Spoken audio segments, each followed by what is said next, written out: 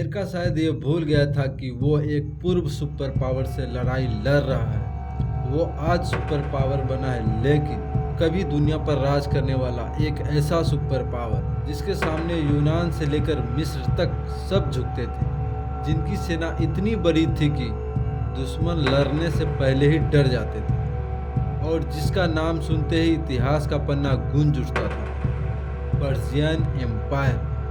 तो वीडियो को अंत तक जरूर देखिए, क्योंकि यह सिर्फ इतिहास की नहीं बल्कि दुनिया की पहली सुपर पावर बनने की कहानी है। तो कहानी शुरू होती है आज से लगभग 2500 साल पहले, जब सेंट्रल एशिया और मिडिल ईस्ट के बीच एक छोटा सा इलाका मौजूद था, पारस, जिसे आज दुनिया ईरान के नाम से जानती है। यहाँ पहले के टाइम पे यहाँ छोटे छोटे कबीले रहते थे, जिनके पास कुछ भी नहीं था, ना कोई कमांडर, ना कोई सेना, ना कोई साम्राज्य, ना ही कोई ताकत, कुछ भी नहीं था उसके पास। लेकिन इतिहास हमेशा छोटे से शुरू होकर बड़ा बनता है, और फिर यहीं से उठता है एक ऐसा नाम, एक ऐसा लीडर जिसने पारस की दिशा और दशा दोनों ही बदल कर रख दी।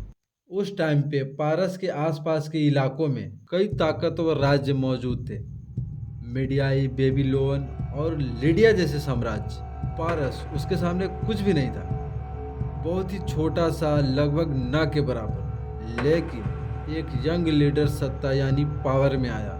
उसने न सिर्फ अपने इलाकों को बचाने की सोची, बल्कि उसने पूरी दुनिया को जीतने की ठान ली। उसने सबसे पहले अपने आसपास के कबीलों को एकजुट किया और फिर दुश्मनों पर हमला करना शुरू किया।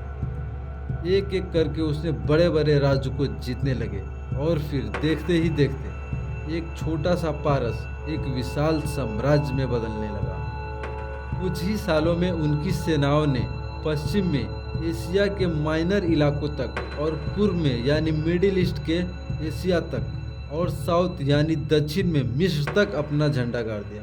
दुनिया ये पहली बार देख रही थी कि ये इतना बड़ा साम्राज्य एक ही रूलर गवर्नर शासक के अंडर कंट्रोल होती थी। यह सिर्फ युद्ध की कहानी नहीं, बल्कि एडमिनिस्ट्रेशन यानी प्रशासन, कानून और मैनेजमेंट यानी व्यवस्था की भी कहानी थी, जिनके अंडर में सड़कों का जाल बिछाया गया, पोस्टल सर्विस यानी डाक की व्यवस्था बनी, अलग अलग धर्मों को आज़ादी दी गई।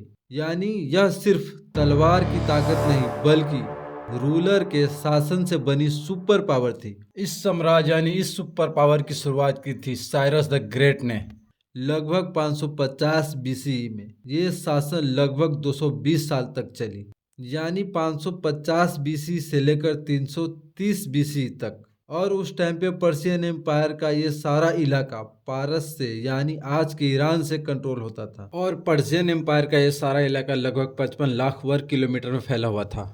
यानी ईरान पर्शियन एम्पायर का मुख्य केंद्र यानी पर्शियन एम्पायर का दिल माना जाता था।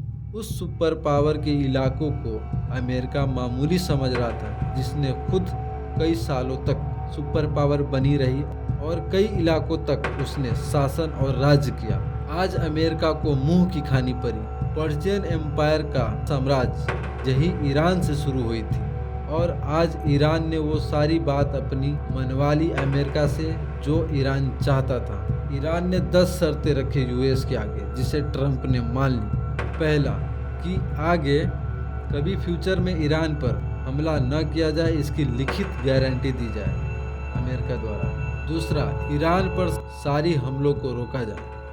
तीसरा, लेबनान, यमन पर भी हमलों को रोका जाए। चौथा, स्ट्रेट ऑफ हॉर्मुज का कंट्रोल ईरान के पास रहे। पांचवा, हॉर्मुज का नया नियम बने जिसे ईरान कंट्रोल करे। छठा, सभी सैंक्शन को यानी अमेरिका द्वारा ईरान पर जितनी भी सैंक्शन लगाई गई थी उसे हटाया जाए। सातवां, ईरान के सभी एसेट्स और फंड्स की रिहाई हो। आठवां, ईरान को वार की मुआवजा दिया जाए यानी अमेरिका द्वारा। नौवां, मिडिल ईस्ट में मौजूद सभी अमेरिकी एयरबेस को हटाया जाए। आखिरी 10वां, ईरान का जो भी परमाणु कार्यकाल चल रहा है उसे मान्यता दी जाए यानी उसे अलाउ किया जाए। और सीज फायर हुआ। और अब ये सारा मामला हो जाने के बाद, ये सीज फायर हो जाने के बाद, ये सारा डील हो जाने के बाद इजराइल ने फिर लेबनान पर हमला कर दिया अचानक, जिसमें 150 से 200 लोग मारे गए। और फिर देखते हैं आगे क्या होता है, ईरान का अगला कदम क्या होता है। तो मिलते हैं किसी और नई टॉपिक के साथ। सब्सक्राइब।